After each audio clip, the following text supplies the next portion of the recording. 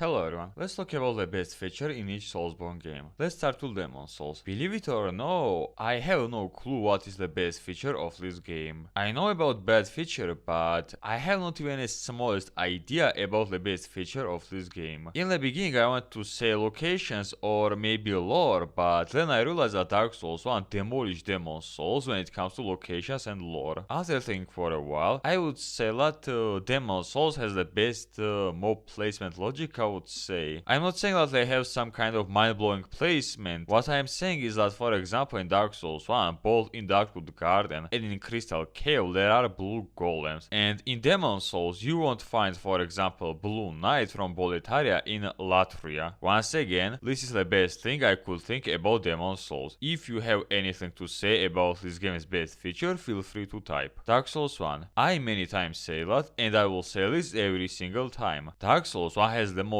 interesting and memorable locations among all Souls games. Not even a question. In this game, nearly every single location has a unique feature that makes these locations memorable. For example, New London ruins are memorable because of ghosts, which can be killed only while you are cursed while you are exploring Sinket City. Tomb of Legends is memorable because you can see shit, and because you constantly have to change between a shield and a lamp. Anor Londo is memorable because of its amazing visual. Crystal Cave is memorable because of crystals, and because there are invisible walls that many times will fuck up your day, and many more. Also, many of these locations have many shortcuts, and also they are connected very well to each other. And because of that, you want to explore these locations over and over. You are curious where you will find yourself if you will go this way. Many people don't talk about it, but if you pay attention to it, nearly every single location has a different color gamma, which gives these locations a very memorable atmosphere. The best examples are New Londo, Anor Londo, Lost Izide, Blighttown, Debs, Darkwood Garden, and many more. So yeah, the fact that in this game every single location isn't just run forward and lots its locations, plus its visual and atmosphere makes this game's locations the best among all Souls games. Dark Souls 2. Weapon variety. Many people might say that Elden Ring also has a huge weapon variety, but I over and over prove that weapon variety in Elden Ring is garbage. Dark Souls 2 has a real weapon variety. In this game, you can play however you like and however you want, and it all will work. Not because you are tryharding and are forcing this weapon to work, but because this weapon just works. You want to play as a gods? Sure. You want to play as a knight? Sure. As a Spartan? Sure. As a mage? Sure. As a thief or as a weeb? Well, your weapons have a low durability and you'll probably need a few repair powders, but sure, you can beat the bosses with these weapons. In Dark Souls 2, you can power stance and take two weapons from the same type, or take two different weapons and combine them. Dark Souls 2 gives you a huge freedom to be creative when it comes to weapon builds. You are not sitting and forcing weapons to work, you just take whatever you like, and you are beating the fuck out of every single boss. And because of that, I think that weapons are the best feature of Dark Souls 2. Now Bloodborne. The situation of Bloodborne is very strange. Like I said many times, I don't know what's the best feature about it. Many people say the weapons, but like I said a few times, it's a very debatable thing.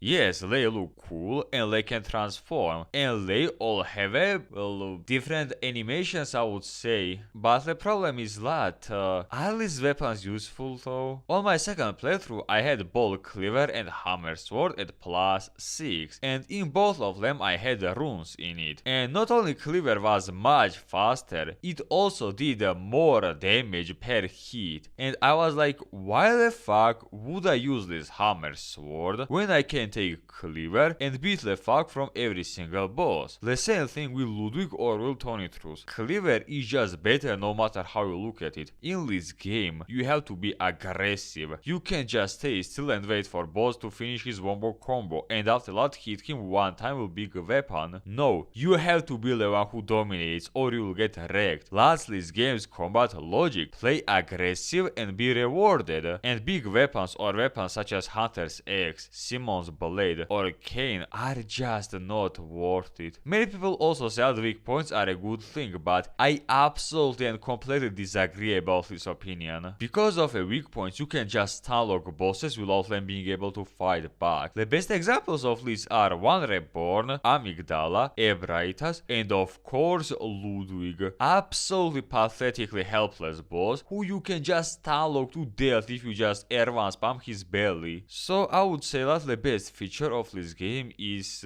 surprisingly, music. Yeah, Dark Souls 3 also has no worse than Bloodborne, but Bloodborne has a very strange and memorable music. I don't want to say a random smart word that somehow proves my point. I just feel like Bloodborne has the best music among all Soulsborne games. Dark Souls 3, no brainer to know the answer, bosses. Dark Souls 3, like I said many times, is a pick up from software when it comes to bosses. These bosses are balanced, they besides one boss don't have one dumb move that can full HP one-shot you. You can two-shot bosses with busted Ashes of War or with bleed weapons. They have high arsenal of moves, are very memorable, are very mobile, and many fights look very dynamic. And they are just a fun bosses who you want to fight over and over. Not least way, bosses like Dancer, Abyss Watchers, Twins, Midir, Guile, Nameless King, Fried, and many more are fantastic bosses who, despite the fact that will run you down a few times, are amazing, very fun and memorable bosses. Now Sekiro, combat. Yeah, it was a good joke. The best feature of Sekiro is the reflection of strength. Yes, not like hit parry combat with garbage combat arts and with situational or useless arm tools, but the possibility to refight any boss anytime you want. In this game, for example, you killed Genichiro, and after a while you want to punish him for the fact that he bullied you for 3 hours straight, without going on new game plus, anytime you want, on any bonfire, without making bosses harder or other stuff. You can fight him as many times as you want. For example, you want to test a new arm tool or a new combat art or other stuff. You just sit on a bonfire, select Ishin or any other boss and start the fight. And I think that it's a very dumb thing that From Software did add something like that in Elden Ring. No, really, make Elden Ring a smaller, non-half empty open world game in which you could fight any boss you like with reflection of strength or something like a reflection of remembrance. I don't know. Yeah, for example, in Dark Souls 2 there also were bonfire aesthetics, but it would put this particular boss or location on a new game plus, which sometimes could be a bit pain in the ass. And finally, Elden Ring, and oh boy! I know that many people call this game a fucking flawless masterpiece, 10 out of 10 game, oh my god. But this game just loses in everything to previous games. This game has garbage weapon variety, questionable late game damage, unneeded and most importantly, harmful open world, identical and garbage dungeons, more than 200 bosses are either red skins or basic mobs with health bar. Most of Remembrance's bosses are either you dodge their one dumb red button and they can't do shit anymore, or they hit you with it and you got full HP one-shotted, and many more. Yes, Dark Souls 2 and Sekiro also had a shitload of problems, but they at least could offer something good and they had one or two unique and amazing features. While in Elden Ring there is no best feature. Any other game besides Demon's Souls has a good feature, while Elden Ring has not even a single good feature. This game's biggest achievement is basic mobs, armor, weapon and other stuff's huge variety, and that's it. Yeah, it has 5 or 6 good locations, but Dark Souls 1 demolishes this game when it comes to locations. Dark Souls 3 just brutally destroys this game when it comes to bosses. Bloodborne has better and memorable music. Sekiro has more dynamic, cool looking, and